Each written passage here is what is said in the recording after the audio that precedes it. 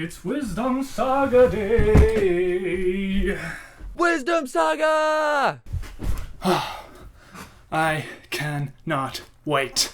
I cannot wait.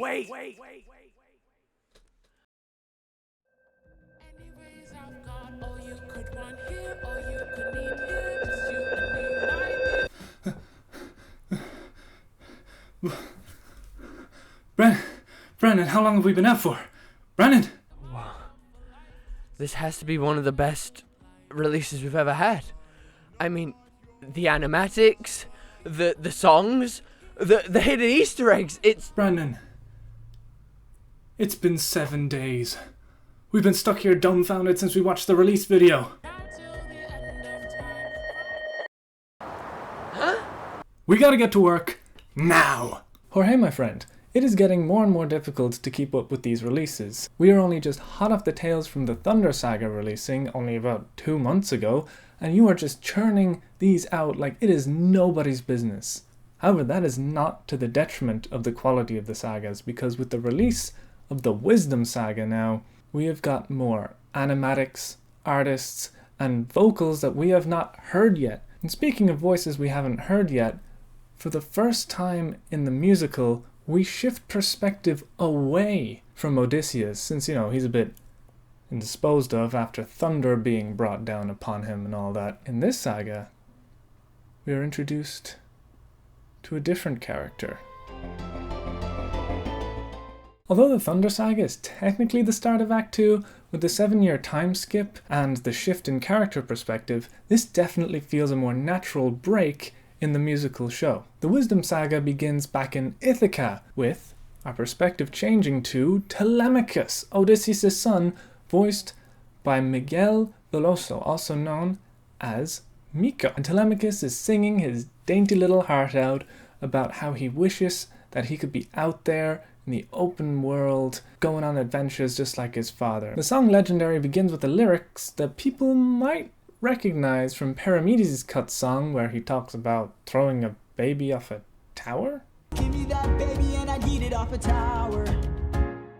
What? 'Cause it's me, myself, and I. These lyrics also hit home and remind me of a time back in the Dark Ages, somewhere between 2019 and 2021. It's just me, myself, and I. Stuck in my bedroom. It is such a beautiful song, and it makes me realize just how difficult it is going to be for me to pick out all the little Easter eggs and musical references in a concise form, because there are just so many for Jorge to play around with, especially at this stage in the show. I feel like I need to get out a big board and start connecting up all the songs and the sagas with different pieces of red string, like I'm explaining a conspiracy theory. The first reference or callback that I can sort of pick out is the full speed ahead adjacent melody that Telemachus is singing throughout this song. And of course, Athena's theme shows up quite cheekily as Telemachus asks, can anyone send him a sign as to whether or not his father is still out there? This song does an incredible job portraying just how naive and optimistic Telemachus can be. He starts listing off many creatures from Greek mythology, like the Minotaur and Cerberus. He also explains that after 20 years, there are 108 old suitors who are lining up to take the hand of Penelope, since Odysseus hasn't been seen since Telemachus was born. But it would seem that Penelope is just as loyal as Odysseus is. And on the animatic side of this release, which, I mean, hey, can we even call them animatics at this point? We open our first animatic with some beautiful establishing illustrations by Luiza Xavier Mazzei of Ithaca, as with each image we slowly move closer and closer, eventually coming to a medium shot of Telemachus in his room with Argos the dog laid on his bed in the background. Cutting even closer in, we get our first turn to camera of the saga, which is a move that is very present in a lot of the other animatics. And we end our first animatic off with a blink and you'll miss it goofy face that I love. Later, as the song is in its stride, we see Telemachus following suit in this full shot walk cycle of him and Argos, animated by L. Crafts. As they walk along, we see the background of this animatic change every 8 beats. Starting in this stone hallway as we walk past the pilasters that are built into the wall, we match cut to our second background that looks like a stoa lined with Tuscan pillars looking over Aphalos Bay. Yes, obviously I had to look all of that up. The next 2 backgrounds look like relatively generic castle interiors, one of them being this stone stairwell with all these doors leading to different rooms, and the other being another hallway with these open windows and these blue tapestry-like fabrics hanging on the wall. As we see Telemachus throw out these killer punches, the background changes once again into a peristyle, also known as a central courtyard. And the last 3 backgrounds are again these simple stone walls, though the last background is actually the same as the first background, just closer in. As we fade into this close-up of Telemachus as he raises his fist just before the camera pans to the right, pulling back to make Telemachus smaller in frame, we see this large, foreboding cafeteria filled with these imposing masculine figures, as the color palette changes from these beautiful blues and creams to this harsh, dangerous orange. The third animatic of this song, made by Bittersnailz, 3 animatics for 1 song. I agree, we are very, very blessed. Starts us back in these very pretty blues, following Telemachus now walking past some Doric stone pillars. Yes, I added that piece of information because I went down a very lengthy rabbit hole learning about all the different pillar types, and I don't want to feel like I wasted an hour of my life. Ding! We come to this medium shot of Telemachus walking towards camera before cutting slightly further in to a medium close-up before a bowl comes in from the right side of the screen, hitting our poor little guy in the face. And the palette turns to this deep, aggressive red as Antinous starts to sing. We are greeted by an extreme close-up of this bastard's devilish grin, before cutting to a medium shot of him leaning over his table, cockily tilting his head in a way that provokes Telemachus. As the crowd of suitors gets excited by the confrontation, we pan up from the table to Antinous's stinky, gross, slimy, smelly little face taking up the majority of the screen, which is meant to directly juxtapose the next shot of Telemachus, who is taking up less of the screen, showing the difference in power between these two. However, as Telemachus starts to stand up to this SOB, he grows larger on screen as we push in to a medium shot. Though, any eagle-eyed viewer might have noticed the subtle meaning of the camera's push stopping right there. It shows that even though Telemachus is starting to be brave and stand up to Antinous, he still isn't taking up as much screen, which unfortunately means something bad is about to happen. I just did. Gods, why does that jump have to be so cool? I hate this guy! We get this over-the-shoulder shot of Antinous continuing to be a prick. That was very hard to say, but the only reason I'm mentioning this shot is because of the suitors in the corner. And while, yes, they too also suck a lot, I can't help but love their energy in this animatic, as they're acting like little children on a playground, whispering to each other as 2 kids are about to fight. Though to reiterate, I fucking hate them, and I think they are gross and slimy and horrible. Cutting into this extreme close-up of Telemachus's eyes, we see his pupils shrink as fear takes over him, and he asks the world for help as he tries to fight the good fight. We get this hero shot as we pan around our boy's head, showing that he's lost in this moment against this overwhelming power in front of him. This shot, showing Antinous from Telemachus's perspective, reminds me heavily of this one panel of Thorkel from the Vinland Saga manga. It also is a direct callback to a moment ago when Antinous was leaning over the table at Telemachus, showing that those actions have gotten into his head. Just before cutting into the blue palette where we see Goku? No. I think that this figure is meant to represent his father Odysseus and the strength that he has, which I think adds so many layers when it fades into Telemachus in the exact same pose. I think that this is trying to maybe imply that Telemachus has that strength inside and that he is like his dad, but he just doesn't know it yet. Or it's that he's trying to think about what his father would do in this situation, and he's trying to copy that feeling in a way to strengthen his own resolve. I'm honestly not sure the exact meaning behind it, but any meaning you really put towards it, I think adds so many layers to this one moment and this part of the song. Now, there are many videos talking about the most hateable villains and how to write a hateable villain. And what you'll see is that the character that takes the title of most hateable villain is never the main antagonist. We have examples such as Umbridge and Joffrey and several others, and the key reason why Antinous is so much more hateable than, let's say, Poseidon is because we mere mortals can't quite comprehend what it would be like to have our fleet sank by a vengeful god. But the notion of someone calling my mother a tramp and having their way with her just makes me want to throw down with them in an instant. And Jorge does this so well by creating this sort of grounded level of reality that we as the viewers can very much understand. And that is why we just hate every single word that comes out of Antinous's dirty, stupid, stinky, disgusting old mouth. I just did.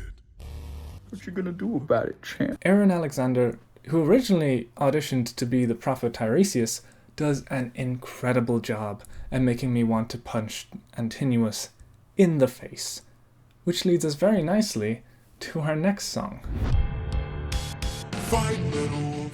My goodness. I have been so excited to talk about this animatic. I mean, I'm excited to talk about all of them, but this one really hits home for me. The first animatic of Little Wolf, made by Liam Davidson, reminds me so heavily of a game I used to play in school, which, yes, you should study in school, but I used to play which this animation style reminds me of so heavily. Though, of course, it is also mixed with other fighting game references like Tekken, Street Fighter, and Deadly Instinct, or literally any flat plane fighting game. And right as the round begins, we get these incredible portrait illustrations by Jolson Art, apologies for saying the username wrong, that seem like references to possibly visual novels as they have the character portraits show up as they communicate. However, it also heavily reminds me of Hades when you communicate with the characters from there, which, hey, it's also Greek. It's just so many layers and it's so cool. This is feeding into my video game addiction and I love it. And after Antinous intimidates Telemachus, fight flashes up on screen as he comes flying in with a left cross straight to Telemachus's face. And we get a couple of light jabs from Antinous as Telemachus blocks it before he throws out a heavy, breaking his guard. And Antinous comes down with the double hammer fist straight to the back of Telemachus's dome. How will he survive? As he tries to close the gap until Antinous slams him with yet another uppercut to the face. And we get to see a brutal massacre to Telemachus's face. What can our poor boy do? And ooh, a flying knee straight to Telemachus's face. No, in all seriousness, this fight is so cool. Even though the animation is relatively simple, I love it because of how much it reminds me of Swords and Sandals. But then, as Telemachus is flying back, presumably about to be knocked out, an hourglass that is the main image of this saga appears in the background as it slowly brings time, not to a stop, but slows it down, as we see this darkened silhouette of, obviously, Athena, asking if he needs any help. We then crash through the screen into a different animatic. This one, again, beautifully made by Luiza. We get this close-up of Athena now revealing herself in this almost liminal space of stars flying and streaking across the sky. The background also reminds me of the world between worlds from Star Wars, though, again, that's kind of just a liminal starry space, so it could really remind you of anything like that. Cutting to a reaction shot beautifully composed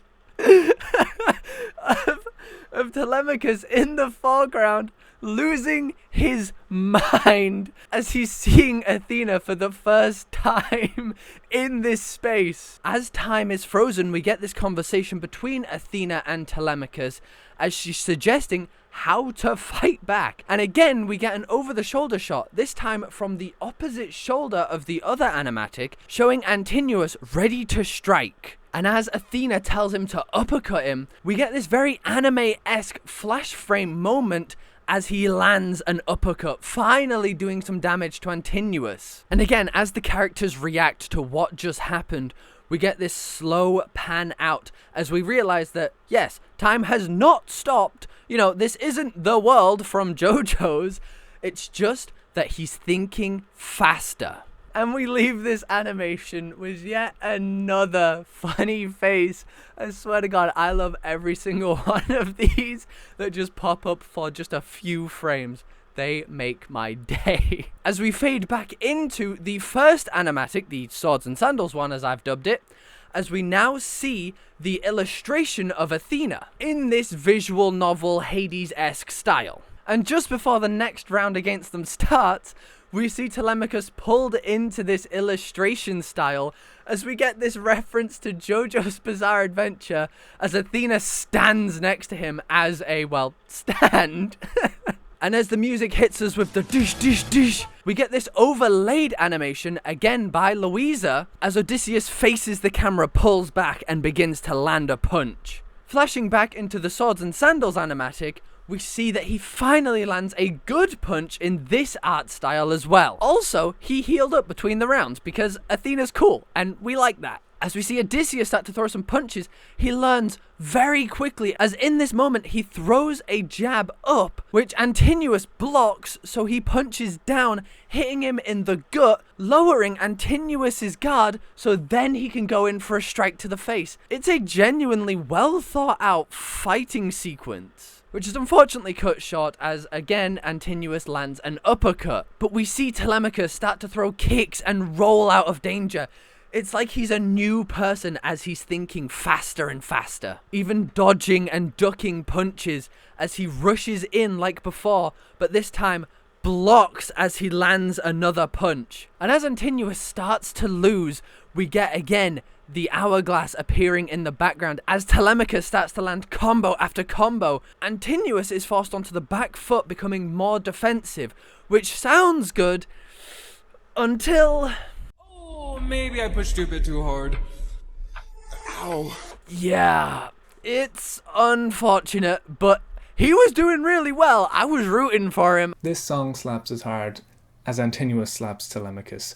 It starts off with sort of this schoolyard fight vibe, although far more epic, with all the suitors circling around and chanting for this little underdog to fight and entertain them just for the hell of it because they're bored waiting for Penelope to make up her mind. But then, as Athena enters into the song, it gets elevated to a whole new level. She flips the script, saying that Little Wolf is more of a compliment and a mantra to keep him fighting, that this young underdog has more heart than all of these suitors combined.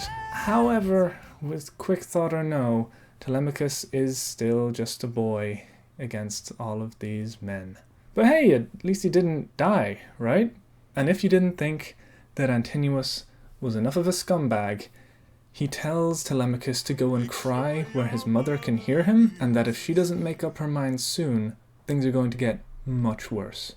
We'll Be Fine opens up with a beautiful illustration by Giulia Toneatto. Again, as we've said so many times, apologies for any mispronunciations. I'm trying my best, okay? In this illustration, we see that this is actually post Little Wolf fight, as we see the cuts and scrapes on Telemachus as Athena is stood beside him having this heart-to-heart. And she is in the most beautiful blue dress I think I've ever seen in my entire life. It is gorgeous. It's so well designed, and honestly, some of my favorite shades of blue, as they both stand and look over Apollos Bay, which is the real-life bay right next to Odysseus' palace on the real island of Ithaca. And as we cut to another illustration, this time a medium shot with them both facing away from the camera, so we have them slightly silhouetted to the sunlight in the background. And as I'm going through these illustrations and animatics, I just have to take a second and say that this is such a gorgeous art style.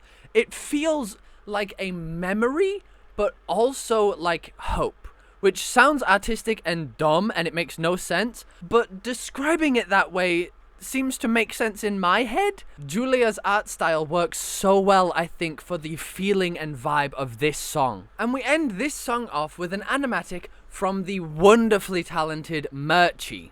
This animatic has no camera movement and is matching the same camera position as the previous illustrations, as we see Telemachus satisfied with the outcome of this conversation, feeling proud and happy of what he has just accomplished. He goes in to lean on Athena's shoulder, who, very much Force Ghost-esque, is just not there.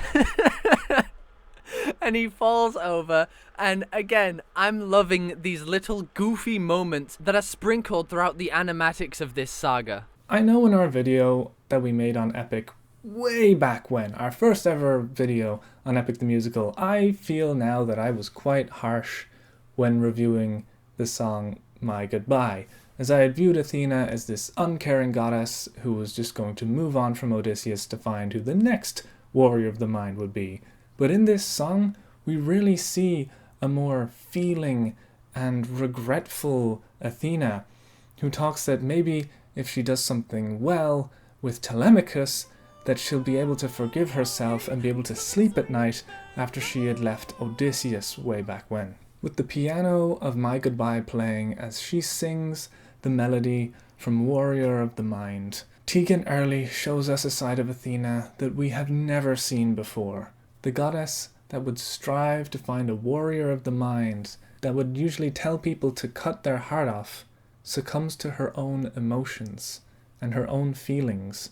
And then Telemachus breaks the mood by not knowing who his friend is, which not only shows the disconnect that he has with his father, but also we hear a very familiar sort of rhythmic percussion in the background that you might recognize from Open Arms, as Telemachus is acting as Athena's heart in this moment, similar to how Polites did for Odysseus. I don't know who your friend is, I don't know what he's like, but This life is amazing when you greet it with open arms. We take a very quick stroll or flight down memory lane as Athena picks up where she left Odie, doxing himself to the Cyclops before he gets involved with wind gods and Poseidon and Circe and becoming a monster and talking to the prophet and letting his crew get destroyed by Zeus. But then we find where he went to afterwards, as we get introduced to my favorite,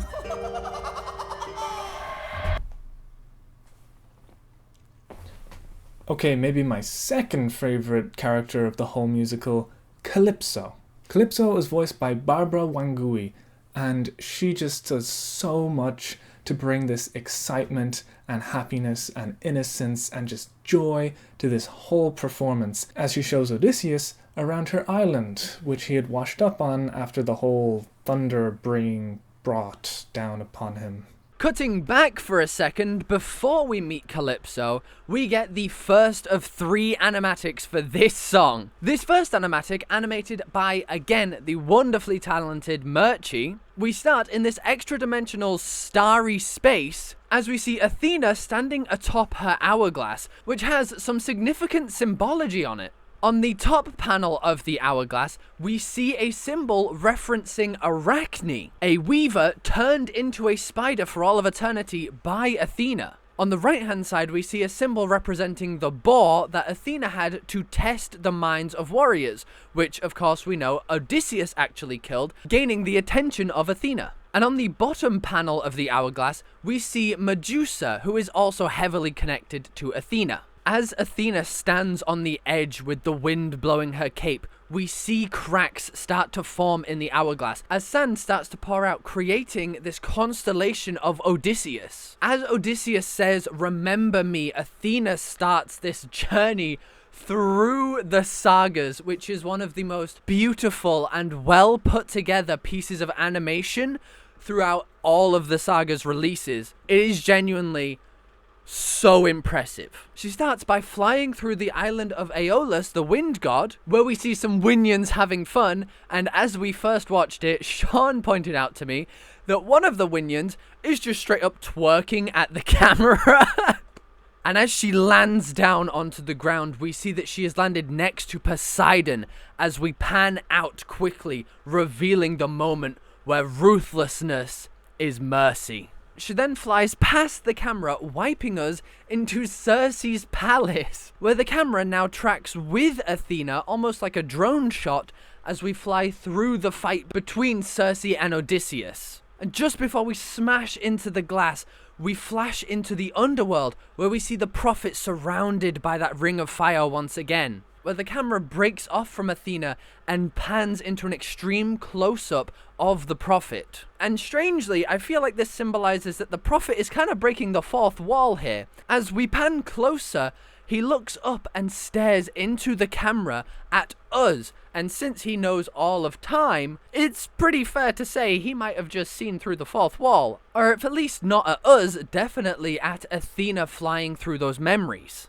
And as his eyes glow up and we flash further forward, we are met with the moment on the boat with the sirens, as the entire crew stands against them. This is also the first time in these flashbacks that we see Odysseus, so she lands to face him, but we flash further forward once again, where she kicks off a rock and we follow once again as she charges towards Scylla, before finally landing back on the boat she just touched down on, seeing now the crew no longer standing together. Odysseus stands against them. And we get this moment of Athena looking back and forth at Odysseus and his crew as she begins to understand all the pain and torment that has brought him to this exact decision. We see in her eyes that moment where he points out to the crew, telling Zeus that he chooses them to die. And we leave this incredible animation off with her hovering above the remains of the ship, unsure of where Odysseus has ended up. As we come to the second animatic of this song, made by the incredible Gigi, we start with a few establishing shots of the island, one from far away in the clouds and the other of the beach which Odysseus has landed on, before we get this moment from Odysseus's perspective as he slowly opens his eyes, revealing Calypso sitting next to him, staring down at who just landed on her beach. And we get this pull focus from a blurred Calypso to a very clear Calypso as Odysseus starts to gain consciousness. And we get a few more full, almost establishing shots as Odysseus takes in his surroundings, having no clue where the fuck he is, as we get this over-the-shoulder shot of Calypso asking who Penelope is. Before, again, an incredibly funny animatic moment where he reveals that Penelope is in fact his wife, and Calypso, who's wanting to love this man with all her heart, gives the shocked Pikachu expression.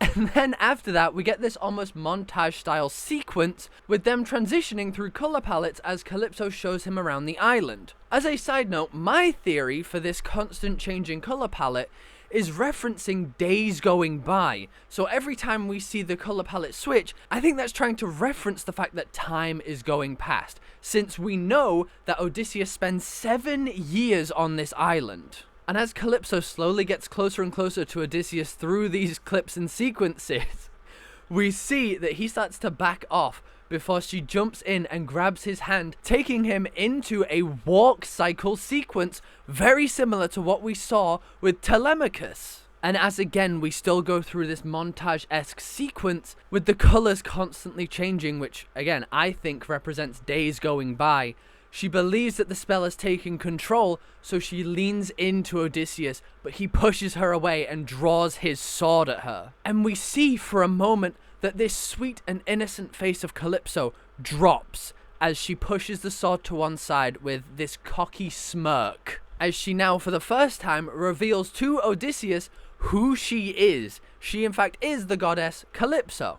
And in a slight glow of her hair, she shows Odysseus that she feels that she's in control of this situation, as we cut to Odysseus looking almost helpless as she starts to dance and spin around him, as again, these days go by as the colour palette switches and switches. And I think we see that the spell is slowly taking hold, as this time when she approaches him in these close-up shots, he doesn't instantly back away. The flower is placed on his head before he then snaps back out of it and then pulls himself back. And we get this final moment of him running away, trying to figure out a way off the island as he looks left and right. We cut to a medium shot of him facing the camera as Calypso slowly approaches from the background. Now, when she leans in the close-up, he doesn't retreat, he doesn't move back. The spell, I believe, has taken hold. Calypso tries her best to win over Odysseus, even becoming quite intimidating as she reveals herself to be a goddess, immortal, but she quickly changes back to her normal, happy self and reassures that they will have a wonderful time on her island, free from anyone that could ever bother them, hidden away in this unknown location. However, Odysseus has seen this song and dance before with Circe, and we see that he has learned through his use of "I'm not your man," as opposed to when he would say, "I'm just a man," while dealing with Circe and having those feelings of temptation coming across him. This time, he's already made up his mind. He has only got eyes for Penelope. He has come this far, and if he was to give that up now, everything would have been for nothing. But like was mentioned before, he's trapped here whether he likes it or not, and Athena watches as 7 years pass by and take a heavy toll on Odysseus' mind as survivor guilt kicks in heavy. We then cut into the third animatic of this song, made by the fantastic ScillaDraws. As we see waves crash upon the cliffside of the island, we cut to Calypso looking worried as she looks out to Odysseus, who's standing on the edge of this cliff. And in the background of the music and the visuals, we see rain start to come down and the storm take over, as clearly there is some trouble in this paradise. We get these shots of Odysseus reminding himself of everything he's been through as he stands facing the void that is off the end of this cliff. We get this full shot from a low angle of Odysseus with his hair covering his eyes, looking down into the sea that is crashing into the side of the cliff he stands on. And as Calypso begs him to come away from the edge, asks him to return to him, we hear him say, "Let me close my eyes," which I think doesn't require any more symbology for anyone to understand the exact actions Odysseus is thinking in this moment. And as Odysseus comes to his breaking point, screaming his vocals out, drowning out Calypso, we hear her final words poke through, "Open arms," which reminds him of Polites, and we see his eyes for the first time in this animatic as the wind blows his hair out of his face and he remembers not only all that he has lost, but all that he has learned. And as he screams out in this primal pain, I might actually tear up, as he screams out in this pain of just helplessness, being stuck and trapped, the only thing that comes to his mind is Athena as he screams and reaches out for her help. We come to the very moment Sean describes of him doxing himself, him allowing that connection to come back, both of them linking again, and Athena now knowing where Odysseus is. So we pan out of this extreme close-up of Athena as she opens her eyes, ready to come help Odysseus. Also, Scylla added this really cool small detail to Athena of her having an eyebrow slit, which I think only a goddess like her could really pull off. Yep, I was right. Athena is the only one that can pull that off. How long do these take to grow back? This part of Love in Paradise is perfection. As Calypso tries to coax Odysseus away from the ledge into her open arms, Not only do we get another return of Open Arms with Polites singing, but we also have Waiting interweaved with such, which technically is a mashup that I had cobbled together in our Underworld Saga video, so Jorge, you know, you're welcome for the idea. We get Eurylochus in addition to these two, as Odysseus belts out to the high heavens, and it's such a sweet thing to see that Calypso, after these 7 years, no longer wishes to have Odysseus for herself, but just cares for him in a loving way. I mean, Calypso is just so damn precious. And as all of these parts coalesce into the wave of emotion that it is, in this point of tormented grief and mental anguish, Odysseus cries out for none other than Athena. And Athena responds by bringing us to the most highly anticipated song of the whole musical. In the Circe saga, we hear a special version of Odysseus' theme as he's tentatively approaching a boss fight in the palace with Circe. However, as we're heading towards God Games, Athena has her own theme get a little bit of the same treatment as she faces down the most intimidating challenge so far. She approaches her godly father, the king, Zeus, and asks him for aid to release the same Greek that he himself had put on that island. It's a pretty ballsy move, so let's see how this goes. Not only does Zeus call forth the avengers of gods, Apollo, Hephaestus, Aphrodite, Ares, Hera, but Jorge Rivera-Herrans calls forth the avengers of animatics. 9. There are 9 animatics for this one song. Sean is very correct when saying Jorge brought the Avengers together, not just in the gods, but in the animators themselves. With animations from WolfytheWitch, ElianZis, Tamatutta, Tododokii, Uitzil, AnniFlamma, Smoolio, Ainhoa Velasco, and the 9th animatic had an entire team work on it. But to start us out, the first animatic by WolfytheWitch starts with Athena staring up at Zeus as she asks him for assistance. As we get this almost superhero movie, Power Rangers, even like Borderlands-esque intro sequence of all of the gods she's gonna have to face. Maybe even slightly similar to Scott Pilgrim. Each of these gods having their own entrance with their own unique animation. Apollo simply waving at the crowd before facing back towards the camera. And then pulling out, we are shown Hephaestus, who gives an even more reserved wave to the crowd as one of the crowd members rips open his shirt, revealing a Hephaestus tattoo covering his chest. And as we pan out, we are shown the whole Colosseum before lightning strikes and Aphrodite is revealed, blowing a kiss out to the audience as birds fly around, giving us this panning, swooping motion, before another lightning bolt slams down and Ares is revealed, giving us a hero shot of Ares as he stands there, arms folded, trying to look cool. Which succeeds because I think he looks very cool here. Panning up to the next pillar, lightning strikes as Hera stands, arms on hips, signifying what twist awaits when we get to the section with Hera. And lastly, we see Zeus, chest puffed out as he's ready to watch Athena struggle. We get this super cool split screen moment showing all the different gods saying their like intro one-liners. Which does give very heavy Scott Pilgrim vibes, especially with all the evil X's, and I adore it. First up, Apollo, voiced by Brandon McInnes. Apollo has concerns about the sirens that Odysseus and his crew crippled and drowned, the world losing their songs in the process. It doesn't seem that Apollo is all that invested, as he doesn't verify Athena's claims, just saying that if what she's saying is true, then to release Odie. The Apollo animatic, made by ElianZis, or ElianZis, again, apologies, I'm not sure, starts out in this beautiful peristyle, bathed in a yellow color palette, as we pan in to Apollo. as we cut to the other side of Apollo, looking over his shoulder, we see the rest of this gorgeous, gorgeous garden.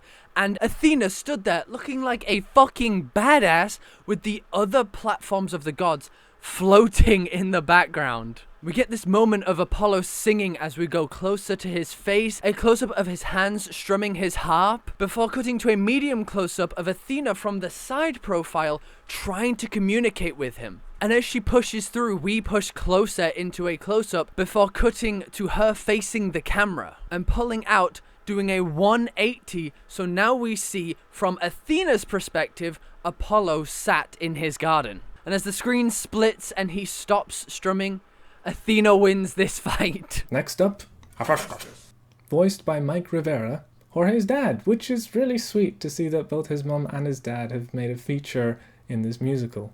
To the sound of hammers clanging rhythmically, and to the melody of Scylla, Hephaestus questions Odysseus' honor, and thinks back to how Odysseus had sacrificed his crew, not only to Scylla, but to Zeus. And Athena retaliates by mentioning how his crew failed to listen, as, if we remember, Eurylochus not only opened the windbag, but killed the golden cow. Damn, Eurylochus kinda screwed the crew on that one. Anyways, with a promise of Odysseus building a better future for those that miss him back in Ithaca, Hephaestus agrees to release him. The Hephaestus animatic, made by Tamatutta, opens with these hydraulic press-looking devices opening as though we're breaking into a vault, before revealing Athena looking so teeny tiny on screen. We then cut to behind her as Hephaestus shows up on screen, hammering away, almost not even fully invested in this battle between the two. As Hephaestus pays no mind and continues working, hammering the forge, we see Athena having to dodge all of the machinery around her, which, as a Star Wars nerd, reminds me a little bit of the droid factory scenes from Star Wars Episode 2. And as Athena makes her way through the obstacle course that is Hephaestus' workshop, she eventually comes to the top, entering his room where now he is forced to pay attention to her. And we see him stop hammering, look up for a minute, still not even looking at her, and agrees that he should be released. Now for a more tricky challenge. ONS, I mean Aphrodite and Ares. Aphrodite, voiced by Janani Keja, is immediately dismissive of Odysseus, as he let his mother die of a broken heart because he wasted time flaunting his sense of justice to the Cyclops, which had a knock-on effect leading to, well, the rest of the musical. Athena, seeing this as she is about to fail to convince Aphrodite because she's so ready to move on, tries to make use of quick thought in order to buy herself more time to try and convince Aphrodite further. And we hear that she pleads in a similar way that Odysseus has in the past. Please reconsider this. The Aphrodite animatic, made by Tododokii, opens into this lavish pink room. As Athena walks in, spear and armor equipped, she really juxtaposes the rest of the environment and stands out like a sore thumb, really. And as Sean said, Aphrodite pays no mind and instantly shuts down Athena before she even gives her a chance to communicate, circling round her, trying to keep her confused before she heads back up the stairs and closes the curtains. But just before she does, we get this brief flash before we enter Athena's domain expansion.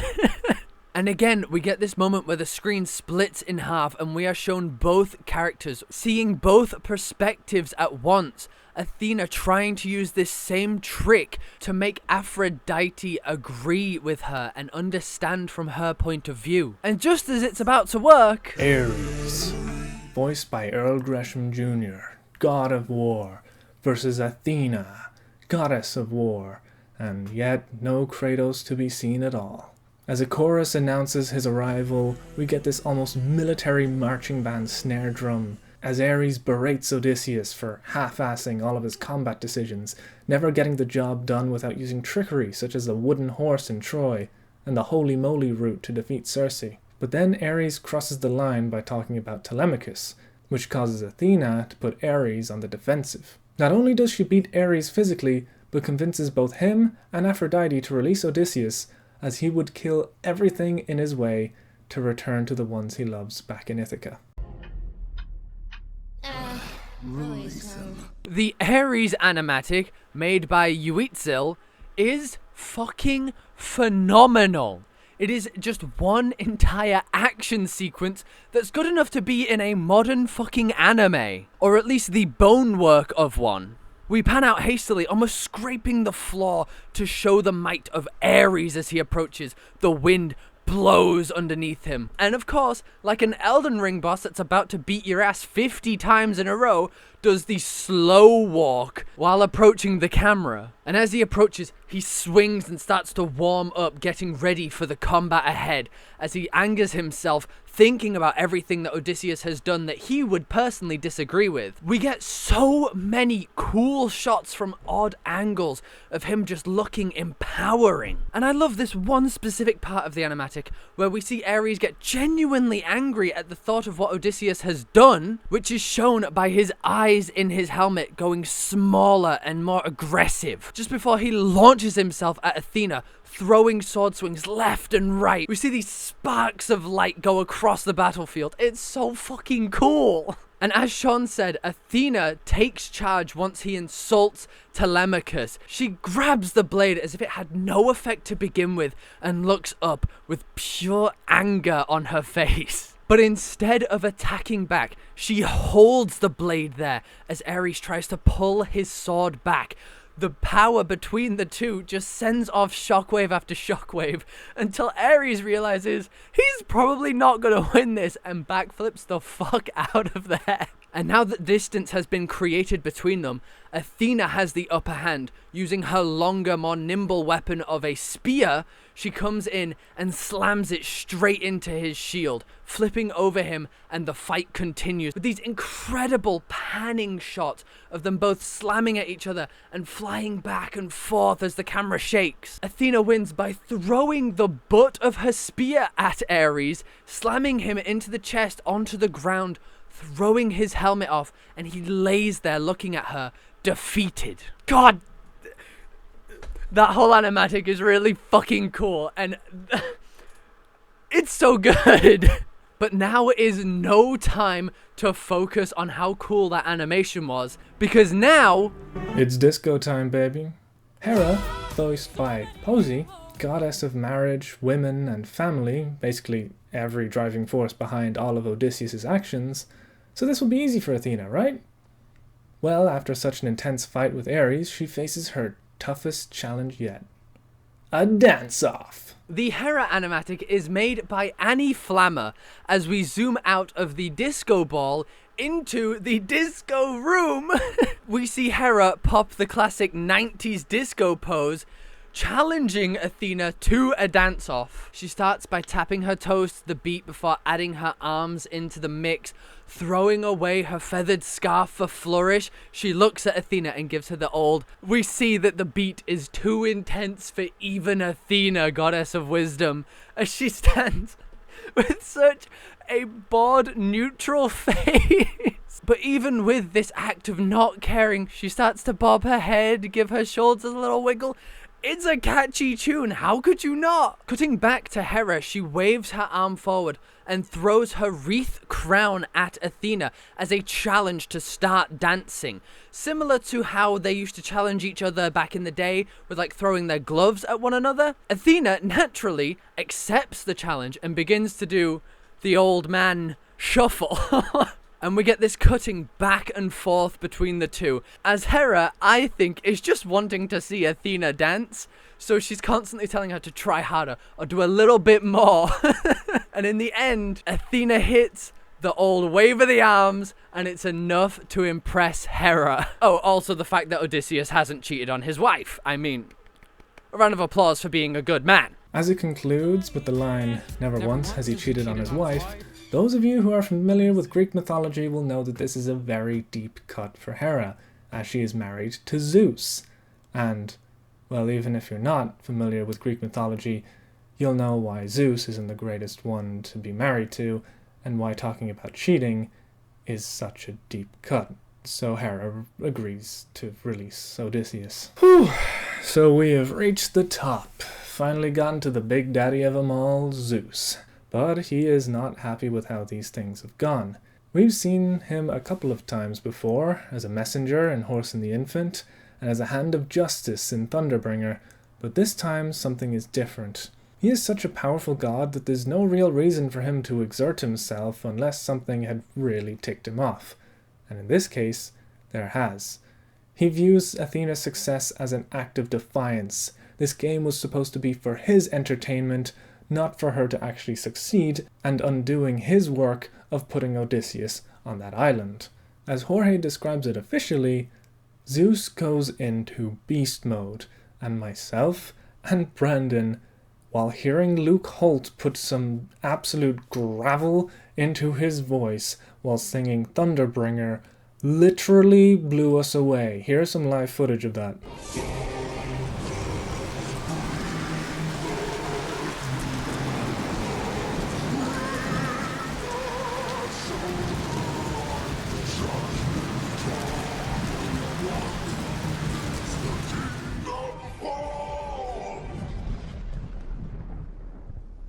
Beast Mode Zeus by Smoolio starts by showing us the arena once again. As the camera pans and climbs up to the top, referencing what Athena has just done, we cut to Zeus's chair looking down at Athena as she stands at the bottom of the stairs, ready to challenge him. Athena points her spear towards Zeus and slams it on the ground, demanding that Zeus release Odysseus because she has beaten his game. And as we push through this low shot of her spear and her leg, we go to Zeus in his throne, looking quite ticked off. And with every beat of the drum, we push closer and closer to Zeus as he stands up ready to face the defiance in front of him. He reaches his hand into the air as we pull back, and we see the clouds above the arena shake, and a single bolt of lightning coming down. Again, very much Star Wars Episode 9-esque with the Emperor. I'm just a big Star Wars fan. As we see he collects all of the power in the palm of his hand. As his feet lift off his platform, he holds all of his power in a single hand. He throws it down at Athena. We get these super amazing impact frames that we see a lot of times in anime when it's meant to express how impactful a move is. These constant black and white shots one after another, which just dazzle our eyes before fading to black. The next moment has so many layers to it, so let me just break it down quickly. We hear Athena's quick thought effect play, however, the first two times it is incomplete, showing how she is struggling to use her powers and losing energy. At the most beautiful and touching part is that instead of using quick thought to think of a way to fight back against Zeus, she uses quick thought to remember why she is here.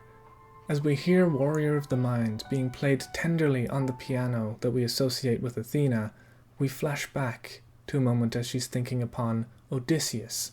But right at the moment that Athena holds Telemachus in her arms, her focus shifts from Odysseus as Warrior of the Mind changes to Legendary, as we can hear her thoughts as they are played on the piano.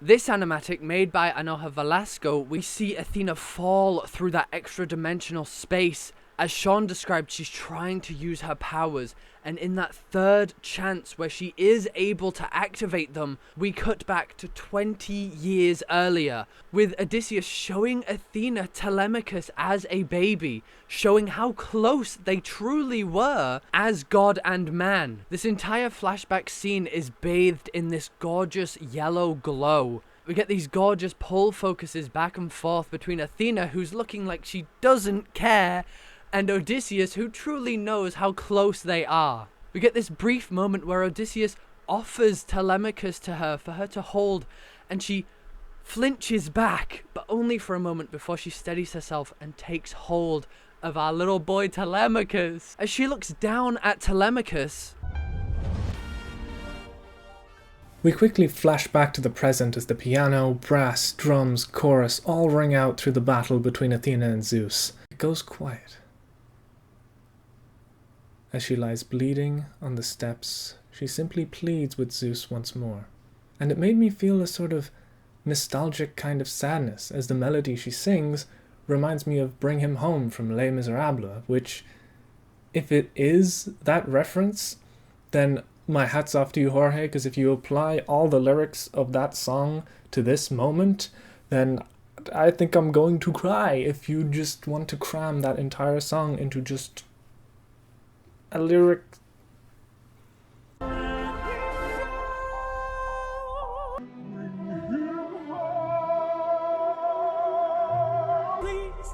Let him go.